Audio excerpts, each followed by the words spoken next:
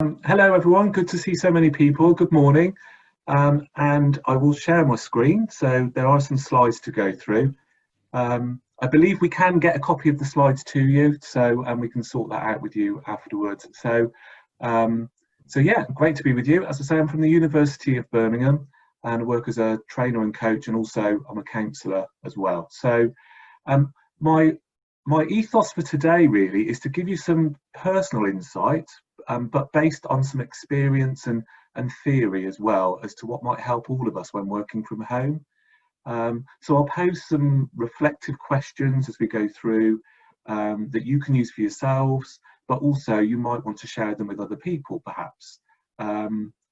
There's a little bit of a health warning, I guess. I don't think there's anything particularly deep that we'll go through today. But I've experienced when I've run this session before that occasionally a couple of people will say, actually, who do I reach out to if I need a little bit more support? So obviously, because I'm speaking to different organisations, I just encourage you to make sure you know who you can speak to if you need to, whether it's a wellbeing service within your own university, or counselling or occupational health, just in case there is anything that you need to find out where that is. Obviously, in a larger group, we have muted you, which sometimes is a bit awkward because you might want to say things. But what I'd encourage you to do is just to use the chat facility. And as we go through, if there's any comments or reflections, then please do make them. And I'll stop periodically just to see if there's any points that anyone needs to raise. And also, if you want to stop and share your video, bottom left, entirely up to you. I know people are probably more familiar with Zoom these days as to how it works, but I don't like to assume, and I'd never heard of Zoom 3 months ago, so I hope that works for you as well. And so in chat, I'd just like you to, very briefly, what's the thing that you're most looking forward to this weekend? Even if that feels like a bit of a stretch, but just to, I'm not going to read them all out, it's just a way of kind of sharing really about what you're looking forward to this weekend. And we'll see what we have.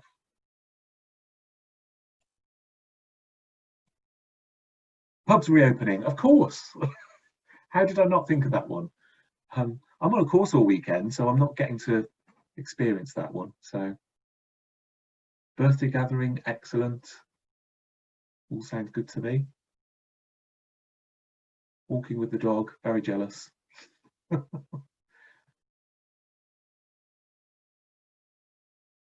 running, food, building a wall, very practical. A virtual wine tasting. I want to ask more about these. Obviously, we don't necessarily have time, but excellent. Sounds like you've got some really good things going on there.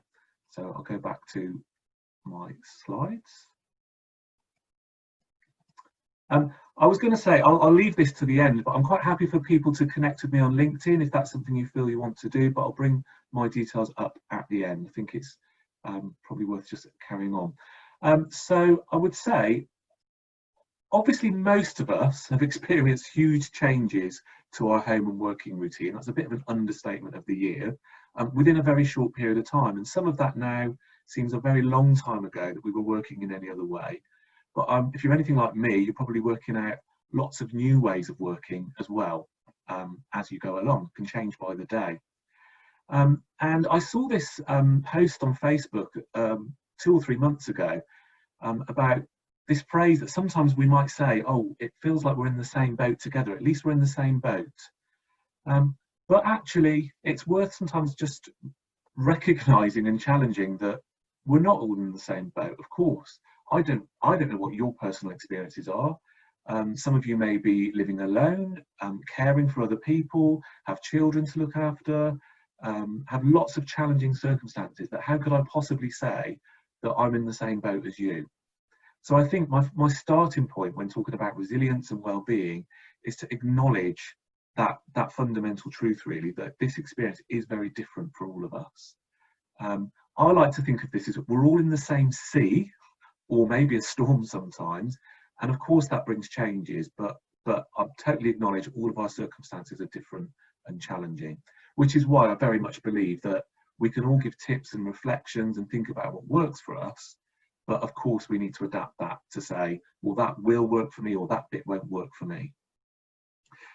It sounds a little bit isolating to phrase it this way, but I don't think it is. I think it's that actually understanding that we're having a unique experience with some common themes perhaps is actually perhaps more uniting in a way. So what I wanted to talk about first of all is in this sea of change, at different times we might see opportunities in different ways of working, but clearly also we'll see threat as well, as a very human, animalistic approach. And of course, what I would emphasize here is neither is right or wrong in approach, and neither is true or false. But if we see the opportunity, we may feel that we're completely in control, we can choose how we respond, we can confidently navigate through the day, the week, and just go with the flow. But we know even if we have this feeling, that can clearly fluctuate. So if we see this as a threat, which why wouldn't we, then this natural animalistic response I was talking about, we can relate to. So for instance, at the top there, we have a fight response. So for me, it may be that I resist some of the changes that have come about, whether they're work changes or just changes to my routine and life, or what the government says that we need to do, or I may put a brave face on, or keep busy, or feel that I have to rally the troops and be there for my colleagues, or work extra hard to keep going, or try to force things to go a certain way. Or my natural response may be flight. So I might try and find a way of distracting myself, or find some escape activities, or even avoid thinking or doing things, or just disengage from what I'm doing. Or the freeze response could be that I just feel helpless or stuck and I grind to a halt and I don't even know what to do next. So as I say, I think I can confidently say I've done all three of these, sometimes during the same day, and it can be exhausting, that constant changing of mindset and response. And particularly, I think the freeze one in particular has been really confusing for me personally, that I just don't know what to do, what's wrong with me almost. So, and my starting point really is saying there is nothing wrong with you, this is natural that you would feel this way, and it's, let's face it, times 100 at the moment. So all of these responses can affect how in control we feel about what's happening. So a useful check-in question, I think, can be, who's steering my ship? Where am I headed today? Where am I headed this week? Or if we're brave, where am I headed this month? Even if the question is, I have no idea, that's still a useful check-in.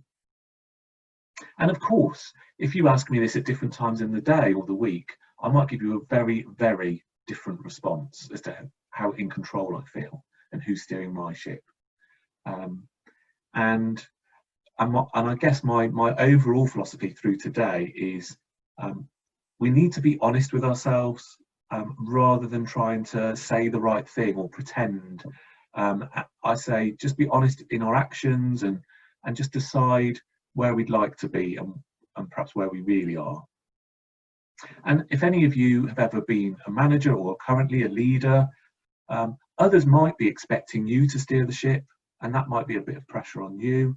But also it might be that you need to encourage people to feel more in control of what's going on for them as well. So you don't need to take over necessarily for other people. And I guess that includes, again, if you're living with family who you're caring for, that we might sometimes feel we have to do things for them. And sometimes it might be just letting them feel a little bit more in control. So connected to this, I will pause for a minute to see what some of your thoughts are, but just connected to this, we need to take the time to notice what's going on for us in any given moment. And this has to be without judgments. So it really is just about taking notice. And what do we need to take notice of? So I would say it's, what thoughts am I having? Are there any patterns of thought? So I've noticed sometimes I can think one thing, a small thought about something, and 10 minutes later I realise I've been spiralling and obsessing around that thought and got myself to a really different place. which is great if I notice it, because I can stop and think, right, okay, that just started from one thought. But it's when we don't notice and acknowledge, I think, that things can be very different. We can also notice our behaviours, whether that's what we're doing in the day, our routine, where we work, where we're most effective, what we're saying to people, when we respond to emails, how we come across in emails, the tone of our voice, how we behave in Zoom meetings, lots and lots of things that we can notice without judgment. We can notice how we feel, we can notice our emotions, we can notice what we say to other people, and also our self-talk. We can notice what we tell ourselves. And of course, we can notice our energy, our physical kind of elements, that have we got any aches or pains, or do we feel particularly exhausted at certain times of the day? And again, when I say without judgment, it's really important not to pretend that things are okay or try and reframe things at this point. It's okay to be disappointed, energized, guilty, frustrated, motivated, angry, sad, frivolous, whatever's going on, it's okay. Anything that increases our self-awareness is worth knowing. And of course we can change it, we can reframe things, but only after we listen and observe to what's really going on. Otherwise we risk being inauthentic. So I guess my invitation is, you don't need to share this necessarily, but just check in with yourself right now. What kind of thoughts, feelings, behaviours, your physical energy, what are you noticing in this moment as I'm talking to you? And someone's actually said, as a result of this course, that the captain's log, they've taken literally that they will write about how they're feeling, or they will just write about what they notice, even if it's just for 5 minutes at some point in the day, and they have found that really useful. So even if this is you, it's okay. So I just wonder if there's any kind of thoughts that you want to put in chat. The last things I'm seeing are about walking in the country and peace and quiet time. That was my question about the weekend, I think. But any other thoughts around this concept of noticing where you are and thoughts and feelings and who's steering your ship?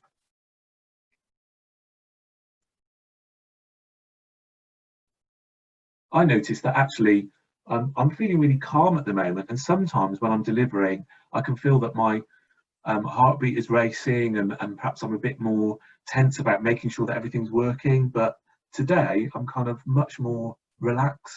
So that's just what I'm noticing right now.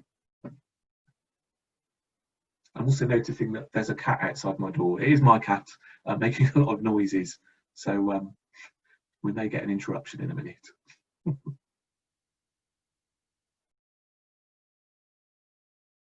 Yeah, there's a comment from somebody around comparing ourselves to what other people are doing from home, and I think this links to social media as well, doesn't it? So many times I really relate to this, that we feel that, oh, people are managing all these things, they've got all of this kind of sorted, they seem to be coping with lots and lots of things going on, or even enjoying it. Why am I feeling so tired? I'm seeing some things around exhausted, and I'm finding some things on Facebook at the moment. I'm just trying to find a comment that, yes, someone sent me a message. I've got my phone here, where the colleague says, I'm exhausted, I don't know why. And the reply was, the world is really weird and stressy. Your sleep is really screwed up by this. We've redefined how we work 100 times over. Every week is different. The cognitive load is huge and draining, and you're hug deficient. And the other person said, oh yes. So I think that's a really good way of letting ourselves off the hook, really, and saying it's whatever you're feeling is okay. There will be ups and downs. Okay. And I don't say that glibly or lightly at all, because I've gone through exactly the same. That you could ask me today and I'm feeling quite positive about work, but I've definitely had days where I'm feeling that I really need to do something more to manage how I'm coping working from home. And not everyone would know that, of course, but I feel safe sharing that with you guys. Okay, so linked to this, It's really useful, I think, I personally find, to think about and consider what energises and drains us. I would say in general, but particularly at the moment. And this includes activities, but it could also be habits, perhaps. It could be thought patterns, as I've been talking about earlier. It could be behaviours, it could be energy. So what happens is we often don't make time for the activities that energise us. So some of the things you opened up saying you were looking forward to at the weekend, going for a walk, being with your dog, wine tasting, whatever those things are, reading a book, or for me it might be listening to music, or reading, exercising, or even talking to certain people who lift my energy. I know what those things are that will just give me that bit of a boost. A colleague of mine used to do a lot of running and was always really energized by that. And I noticed that under times of pressure and stress, he was saying, oh, I haven't got time to do running, I've got far too much to do. But I could not feel more passionate about this. It's those energizing, nourishing activities we need to hold on to even more. So if you ever find yourself or hear someone else saying, I haven't got time to do those things that I normally do that lift my energy, please step out of that and prioritize that above everything else. That half-hour walk that seems like a really insignificant, perhaps, part of your day when you've got so much to do, I would say you need to book that in first and everything else works around it. And of course, no one can tell you what the energizing activity is. That has to be what's true for you. Equally, we know that there are things that drain us, and some of those we can avoid and some of those are unavoidable. So again, I'm sure I'm not alone in saying screen time can be really draining. I had 5 Zoom meetings the other day. I was noticeably tired and not wanting to look at the computer screen by the end of the day. But social media, our phones, the news, clearly, and I've kind of changed my habits around watching the news as well. Sometimes not looking at it, but equally sometimes thinking what's the best time of day if I am going to look at that. But even, I would say, draining, complaining or gossiping or blaming, and that's not in a way to criticise yourself, but again, just notice that if I'm complaining about things, sometimes it's good to get things off our chest, of course, but sometimes that in itself can become a pattern, and that can become something that drains our energy. You may also want to apply this to the work that you're doing as well, of course, that there will be some tasks, perhaps that you do just feel more enthusiastic or energized by, and other tasks that you find perhaps a lot more draining. So for example, it may be that you, if you're a trainer, that you prefer talking to people face to face, running sessions, perhaps coaching, and you find that more energizing, or designing lesson plans. And what you find draining is marking lots and lots of assignments. All those things still have to get done, but rather than having a day of marking assignments, I might rebalance my day to say I need a mix of the things that I know that energize me and the things that I know that drain me. So it's just kind of adjusting that as you go, I would say, for all of us. So again, I'm interested in your thoughts on that, really, in chat. Does that resonate with you? Do you already know what energizes and drains you, or is that something you need to perhaps start noticing and reflect on? Yes, not getting away from a screen, Robin, I relate to that as well. Not having time for things, people are relating to that as well. We're not working from home, we're at home during the crisis trying to work, or living at work. Yes, absolutely. Couldn't agree more. I think that's really helpful reframe looking at this. Apologies, my notes have fallen over, which is why I'm fumbling in the background. Okay. Okay, so it feels like you're relating to some of this. My next kind of thing I just wanted to talk about, I'm very mindful of time and I want to give you as much as I can really, is around planning. So I don't know, there tend to be, without overgeneralizing, 2 types of people: those who really love to plan things, who love the to-do lists and calendars, and I'm guessing with the audience there's going to be quite a high percentage of people who fall into that category. But there's also the people that perhaps prefer to go more with the flow and feel that having a strict plan is too restricting, and they prefer to be much more creative. So of course, you will know what's right for you. There's not a right or a wrong. Society, in the kind of organisations we work for, tends to favour the planners, which is a bit of a disadvantage to the people that prefer to go more with the flow. What I've found though, since working from home, I would put myself in the category of I love a list, I love a calendar, I like putting things in there. But having talked with a colleague who was the opposite of me and finding that she was getting more into having lists, I was actually finding that the plan almost too stressful, that, oh, I've got so much to do today, I must do this at this time and I've got to get all this done. When other things were happening around me at home as well and I was having to be involved with, that the kind of light bulb moment for me was, I'm going to choose when it's a planning day. So I might choose that today feels like a day that I need to go through a really structured process to get through my tasks. But on another day, I've kind of gone with, I am going to go with the flow today. Within reason, I get that sometimes it's not always that straightforward, but I've just experimented with my to-do and planning tendencies a bit more. And I found that's really worked and has helped give a bit more variety to my week, if you like, and let me take my foot off the brake. So the friend who I was talking to, she's at home with an 18-month child on her own at the minute. I can only imagine, well, I know from doing lots of Zoom chats with her and her son, how difficult it is to plan anything. But for her, she said sometimes it is useful to know I've got a plan, even if I throw it to one side, that if I don't know what to do, if I'm in overwhelm or I'm in the freeze response, I can grab that bit of paper and just think, okay, that's what I'm doing this morning between 10 and 11. So I guess overall, it's just, do you need to let go of over planning, or do you need to let go of going with the flow a bit more? And only you will know. This starts to get into time management territory, and I'm only going to touch on this briefly because I think it's something that you can possibly Google after today. But I did want to share with you, there's a method called time blocking.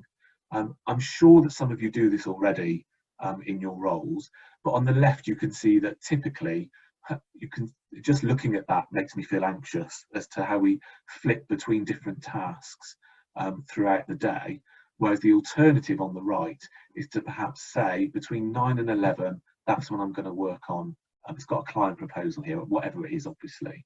I'm only going to look at emails between 11 and 12. I'm aspiring to only spend that much time on social media, etc.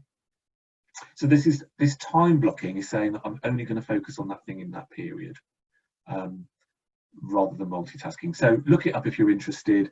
There's something called a tomato timer or Pomodoro technique, which is really useful for that. Alternatively, there's something called day theming. So some of you might be saying, yeah, that's really not going to work for me. So again, another approach is to split your week, and obviously you could include the weekend as well to get family time or time for yourself, etc., etc. So it may be that works for some people more, that's how I'm going to structure my week. These are just tips. They won't work for everybody, but I think they are good ways of maybe thinking about how to spend our time. Okay, one more slide and I'll pause again. Carry on putting comments as I go through, that's absolutely fine. This is a slightly left field one, but I think this is really important. Someone made a comment earlier about feeling under pressure about how other people are managing to do lots of things at home. This thing about, well, I'll tell you, at the beginning of lockdown, I was one of those people that set lots of new goals. I laugh looking back that I'm going to learn how to play the piano, I'm going to read all of these books, I'm going to connect with all these people, I'm going to study, I'm going to learn to do new things, I'm going to watch all these programs I've never had time to do, I'm going to record some music. It went on and on and on. Because at that point in time, that's how I felt I would best cope, that knowing I'll stay busy rather than, heaven forbid, that I'd be bored. But without no surprise, I put myself under unnecessary pressure. I was suddenly finding that there were lots of things I was signing up to, webinars, online meetings, it was just unrealistic, and wasn't actually serving me anymore. I was actually feeling stressed about the stuff I'd imposed, as well as work on top of myself. So I guess my message here is, if any of you relate to this, it's good to set goals. So I'm not saying don't set goals, but we might need to let go of those that aren't serving us right now. And whether that's putting them in the pending tray, or whether we're just feeling that I'm just going to do the one that's most important to me right now. Or even, I'm going to put all of that on hold and give myself a break. It's okay. I don't need to feel like I'm achieving things just because everybody else is doing that. I will do what's right for me. And this thing about standards as well, I think it's really important to be clear about whose standards are you aiming for. It could be that your organisation has standards that you or your ethical body or whoever you work for, that yes, of course I've got standards I'm working for, but sometimes we can layer individual expectations or our own expectations to push ourselves too much. So again, it's just checking in, what goals or standards serve me and what's really working, and what do I need to dial up and dial down. I guess my word of caution here is, I am not saying let's play it safe. For some of you, you may well be thinking, this is a good time to set unrealistic goals. Actually, I've achieved loads of things that I wouldn't have done prior to lockdown. So the key message here is, if they serve you, fantastic. And I have managed to achieve some things that I know I wouldn't have done if I hadn't have had this time at home. But equally, this could be a really great time to be bold in another way and perhaps slow down and reflect. And I think that in itself is a standard and a goal worth setting, rather than feeling we have to have output all the time. Okay, I'm curious, what are people's thoughts? Because it's all very well me saying this, but I live in the real world as well, so I'm really really curious. Anything that you want to put in chat about whether it's goals or standards, or the method of blocking out your day, planning, all those kind of things, or even the nourishing and draining activities.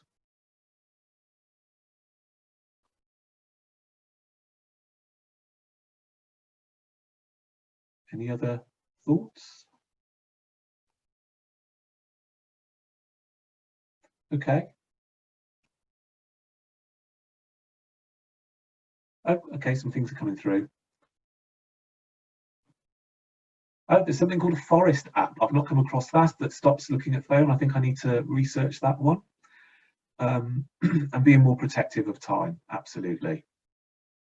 And it is a learning process, you're right, Zoe. Setting boundaries, I think, sometimes, just with ourselves as much as anything. And I know I had one week recently where I deliberately didn't book any meetings or accept requests, so I just knew I had a week clear of not having to talk to other people for a bit. But then obviously by the end of that week I was ready to talk to other people. Yeah, putting boundaries on times as well, absolutely. Just knowing that that's the time that I'm going to switch off. And separating between work and home is challenging. So sometimes thinking about, and it does depend on your home environment, I totally get that. But what I try to do is have one room that I work in. I'm sharing home with my partner who's also working from home. So we kind of change it through the week. We almost do shifts and book the room. So that we are varying that a little bit, but I know that can be more challenging depending on your home environment. Okay, thank you for sharing that. I think really important slide for me. I don't know about you. It has come up as a theme through my life that I'm not really great at asking other people for help. I tend to want to be quite independent and feel that I've got this. Really happy to help other people. But I'm learning more, but I know that my default is, I don't really want to have to ask for help if I can help it. So I guess which cat or kitten do you relate to most in this picture? Some of us are better actually than others at asking for help. So you may look at this and say, oh, I'm perfectly fine. I actually make sure that I ask other people for help. And I go out and I'm proactive about that. So whichever side of the spectrum you are, I would say maybe you need to remind yourself to ask for help rather than always rescuing or helping other people. But if you're someone that finds it quite easy and you're thinking, I don't really know what the problem is in asking for help, recognise that other people actually do find it really difficult. And if you ask someone if everything's okay, we know this, don't we? Very often the response may be, oh, I'm fine. And whilst I'm not saying we need to interrogate people to say, really, are you sure? I think it is sometimes worth just taking a bit of time to say, perhaps phrase it in a different way, that is there anything I can do to help, or what would be most helpful from me right now? Just to check out, just to see if people do need that. But clearly, obviously, I'm thinking of you as well, personally. Who is it that you need to ask for help, and what kind of help is it you need? Is it emotional help? Is it practical help? Is it advice? Is it just someone who's going to make you laugh and have some time out? It can obviously be lots of different things. Could be from a mentor, or just someone who you just need a bit of empathy from. So I think what links really nicely to this is for all of us to think about who is in our support network. And we may feel really comfortable with that, well, I know I have got friends, I've got family or colleagues that I know are in my support network. But actually, I think we do need to take a bit more time to think, aside from the obvious people, who's in my support network that perhaps I haven't spoken to or connected with for a while, perhaps because I haven't seen them and they just dropped off my radar. And it might not be my closest friends, but they're still someone who would be really valuable in my support network, particularly for those of you that are perhaps living alone. And it could be, like I say, I've got certain people I go to when I need really practical help. I've got people I know I can go to if I just need someone to listen. I just need to talk. And there are also friends I go to who are very straight talking and will tell me as it is. And sometimes I need those, not usually when I need the empathy. Or someone who's particularly creative. I just need that support. Someone who will make me laugh, or again, like I said earlier, someone who I'd see as more of a mentor. So it is really handy. This sounds really almost too simplistic, but I actually think it's handy to keep a list of who's in your support network and what type of support they might provide. Because actually, when we're overwhelmed and stressed, that's the time when we actually really easily forget that we have got those resources. And I'd say encourage other people around you to do the same. I know at the University of Birmingham, I've seen something recently where there's something being set up called a serendipity cafe, where people sign up and can have random people selected that they meet with online just to have a 20-minute coffee and catch up, which I think is a brilliant idea. So encourage your teams to kind of think about what support they may need. And also right now, who can you think of right now who might appreciate just a chat, even if it's just for 10 minutes? And it could be the person that you think is quietly calm or is doing fine. And I think the other thing to bear in mind is they might not open up to you, but personally, and I'm sure you feel the same, just the fact that someone checks in and checks if I'm okay, even if I think, yeah, I'm fine, I'm fine, I don't need to talk anything through, I really appreciate that someone's checked in, and it makes me feel reassured that actually when the chips are down and I'm not feeling okay, I know that people are caring, and I know that I can, I think just checking is enough in itself. So don't be disappointed if people don't open up to you. You're still providing a really good service. And I think there is a feel-good factor that has been shown. I haven't got the research, unfortunately, and I'm really mindful of my audience, but I've been reading something recently that this being kind to others, that caring for others, actually helps our own resilience. Ethically, we want to do that anyway, but I think that's the added bonus for me. And I'm back really to what's it like in the other person's boat. It's really important, isn't it, that we think about what's going on for other people. and displaying empathy. I've mentioned empathy. We can have empathy for other people, but equally, sometimes that can be quite private, that we feel that, but we perhaps don't demonstrate or communicate that empathy. And that is much more valuable than often is given credit for, demonstrating empathy for people. And to be clear, I'm not talking about sympathy like, oh, poor you, that must be awful, because sometimes that can feel really not sometimes, that always feels really patronising. Empathy is about just wanting to know what it's like in their boat, asking how it is for them, not necessarily trying to fix things or rescue people, just showing that we care. And I know as a counsellor I would say that, but I just think we can all show this care a little bit more. So how can we do that? Really obvious one is listening. Sounds obvious, but we know, don't we, that listening has different layers. So another model I just want to go through. This comes from someone called Julie Starr, who's a well-known coach, and she talks about these levels of listening, and I really relate to this. The cosmetic listening is where we're not really listening, we're maybe somewhere else. We might be looking at our phone or watching TV. Conversational is perhaps the more common one, where we are having conversation, but perhaps we're thinking about what we're going to say next, or we might say, oh, I know exactly what you mean, that happened to me, or we're thinking about other things whilst talking. So the natural kind of everyday conversational listening, and we might interrupt, or we might get the wrong end of the stick. All of those kind of things go on. What I'm interested in is the active listening. So again, this is something that you can perhaps look into more after today. I know lots of you will already be aware of active listening, but I think it's a topic worth looking at a little bit more. So this is around, how do I demonstrate this empathy and care? And a few tips. My one tip actually is giving space. Silence is golden. Very often when we're listening to somebody, we feel that we have to rush in with either a really useful question, or to give some advice, or to fill that uncomfortable silence. Experiment a little bit with this. I don't mean staring for minutes on end, clearly, but just giving a bit of space, that if someone appears to have finished their sentence, just allow some silence, because very often they will go to a deeper level of thinking and continue without you having to say a word. And it definitely gives permission for that person to say, oh, actually, I have got space to speak. This isn't just a conversation. This is someone who's going to hear me.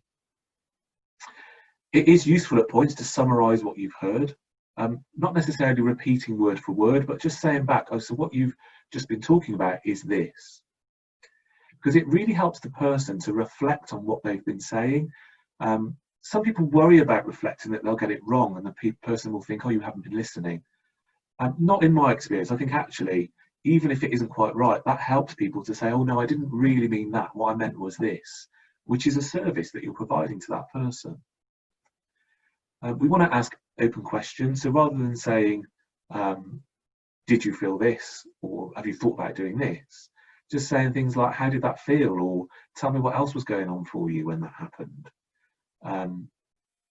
So really trying those open questions, reassuring and acknowledging that everything's okay. You may need to set boundaries, of course, because once people open up, they may go on for 2 hours. So you might need to say, I've got 30 minutes for you today, or 15 minutes, which just keeps you both of you safe and on the same kind of page, really. The deep listening is listening for what's going on beyond the words, isn't it? So it's picking up on body language. They may be saying, yeah, everything's absolutely fine. I don't need any help. But you're picking up that there's something else going on perhaps for that person. And it can be really difficult to know what to say. But I would say trust your intuition sometimes. That if you feel that something else is going on for the person beyond the words, you might want to phrase it in quite a gentle way around, I'm feeling this as you're talking, so I'm wondering if, because then you're not saying, well, I don't think you're very happy actually, which is going to put the person in a different position, but just saying, I think this is going on, I'm wondering if that's true, still gives the person the permission to say, no, that's not what's going on actually, what's going on is this. So I really think this levels of listening. It might seem a bit left field from what you came for today around workplace and home, but I actually think it helps identify for us as well what we need when we speak to other people. We need to be heard, and we need to be able to say the unsayable sometimes. Now, don't get me wrong, sometimes when we need to be heard and we need to say the unsayable, we need to speak to a professional. We need to speak to a counsellor or a coach or our manager or someone within a wellbeing service. So that's why I said at the beginning, really encourage you to identify what those sources of support for you will be. Even if you're thinking, I don't need that right now, you may need that for yourself, or you may need to signpost someone else to those services so that you don't take on everyone's problems and issues. So it's about keeping both the talker and the listener safe.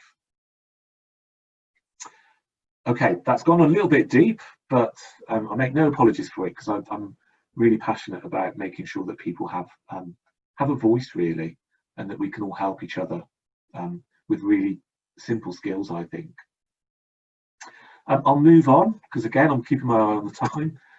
I really love this quote, which I know a lot of you will have heard, from Maya Angelou. I've learned that people will forget what you said, people will forget what you did, but people will never forget how you made them feel. And this, for me, is so true. And even you can reflect and think, yeah, I know people that I can relate this to. Interestingly, some people can look at this quote on a positive or a negative slant. So they'll think of someone that they think, yeah, actually, I know someone who made me feel really not great, or not listened to, or not empowered. But equally, I can think of people that really made me feel that I could do much more, that they believed in me, that they really motivated me. So it's not the words. We don't remember the phrases they said, apart from the odd thing, or what they did. We just can call that person to memory. I can think of managers I had 30 years ago that I can think of someone right now that I'd smile, because I think she was so good at just making you feel that you were making a difference, that you could do better things, and that she really appreciated what I did. But I can't remember specifically what she did or said to do that. I just know that I've got a feeling about her. So I guess the reflection for all of us is, how do you want people to feel in your presence, so they're not alone, and they can make the changes they want? And if we're spending time with people that make us feel the opposite, what can we influence to change that? And I like this, about being a beacon of hope. Who's going to be our beacon of hope when we go through this? Because it's really important.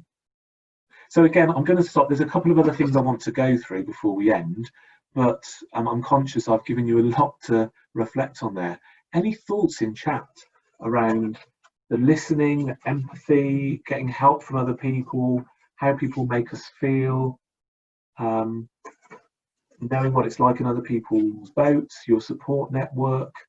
There's hopefully given you a lot to reflect on, not just now, but after this session today, as to how this is going to help you in this situation of working from home and your own well-being, and finding out where you can signpost people to as well, or yourselves to, if needed. Does anyone have any thoughts they're willing to share?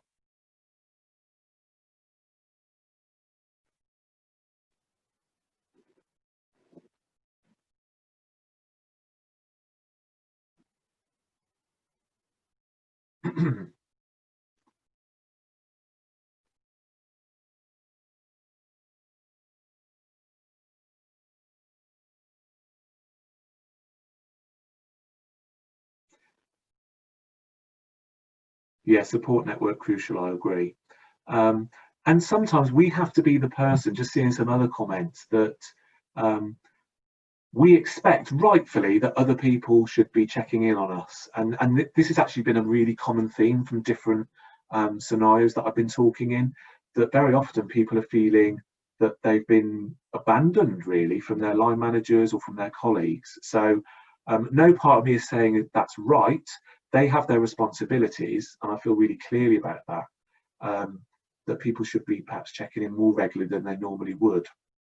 But equally, I do think we have to, in the nicest way possible, we have to step up and say, this is what I need, this is what's not working.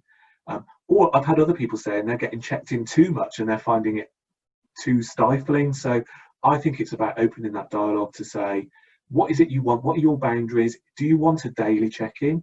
Do you want a weekly check-in? Do you want to meet as a team rather than one-to-one? But I think you really need to kind of influence that, because not everyone who is hierarchically higher than us, if you like, is as skilled as we would like them to be at opening up this conversation. So it may be that you need to take the lead on that. However much we may feel frustrated that, well, it shouldn't be down to me, I would say, think about what you can do to make it clear. But that doesn't take the responsibility away from other people. I'm just trying to say that in a helpful way that helps you move the situation forward. Yeah, lots of things here about listening to family, friends and colleagues. That's it. All of this applies to everything, doesn't it? It's not just work. Active listening, yeah, please do look this up after today, because there's lots of tips that you can find on that. Brilliant, thank you. Yes, and some points I'm seeing that has been raised with me before around there's culture, isn't there? Academia, it can be, it's really challenging sometimes to show vulnerability, but I think this is a perfect time, and we were talking about goals and standards earlier. We need to shift that culture, in my opinion, and sometimes that will feel a bit like I'm rocking the boat a little bit, to use that analogy. And I think it might take some planning about how we have those conversations, and perhaps using your support network to find like-minded people to kind of build up, okay, how can we do this in our specific culture that we're working in at the moment? Okay. Thank you so much for sharing all of your thoughts as well. It's so helpful. I hope for you as well, but for other people in the group to see. This is one of the most important things from these sessions, really, is to hopefully start seeing that other people are having some of the similar kind of thoughts and feelings that you are. I just wanted to give you something else to look at after today as well. I don't know if any of you have come across, there's an organisation called Robertson Cooper. I'm not on commission with them. There's a free resource called an iResilience report, where you fill in a few questions online. It doesn't actually take that long to do. Now, I have to say, sometimes I'm a little bit sceptical about some of these online questionnaires that tell you about what type of personality you are. So I went into this out of curiosity, but thinking, I wonder if this is going to be much good. And I was really, really positively surprised at what came back, because it was a personalised report that talked about these areas I've put on the slide here around your own confidence, how adaptable you are, your own sense of purpose, and what social support you have. It asks you some questions and gives you a report with some general tips, but also personalised based on your responses as to what you might feel helps your resilience. So perhaps how you could build on your strengths, and as it says here, manage some of the risks with some practical tips. And it's one of those things that I would really encourage you to have a look, this iResilience report, give it a go, see what you get the other end, and see if that's something that you can refer to, and perhaps just underline a couple of actions from that to think, perhaps that will work for me. So if you're up for that and you've got the time, I'd really encourage you to have a look at that. So there's lots of other resources on their site, but that's the one you're looking for, iResilience, with that one. And it's something that's different from what I've covered today as well. That was why I wanted to give you another thing that you can carry on looking at after today. We've got 5 minutes left. I'll show one more slide, and we've got some time if you've got any chat or questions. Sometimes it's difficult keeping up, so apologies if I miss anybody. But I just want to, as I said at the beginning, just encourage you, if you want to, no need to, but if you wanted to connect with me on LinkedIn, then those are my details as well. I'm planning on putting some more articles and things on there as well, and it's just nice to connect with people who are like-minded and from the same kind of area of working as well. So, or if you've got any tips, or I can see what you're sharing, then that would be fantastic. I'm at the University of Birmingham, as I say, in the People and Organisational Development Department, and those are my details. We are also on Twitter, so you're welcome, even if you're not from the university, to follow us to see. Sometimes there's lots of articles that we put on there, so you're welcome to look at that or make any comments as well. Any other comments or thoughts just in our final couple of minutes that we have together that people want to share? Yeah, times of change as well. I can see some people saying there's lots of uncertainty as well. It's back to that being in our own boat but in the same sea. That uncertainty, it's a reality, and I sometimes, I'm quite passionate about people saying, oh, we just need to be positive and we just need to think of it this way. And actually, I'll go back to, sometimes it's okay not to feel positive. Sometimes it's okay to say, I'm really worried.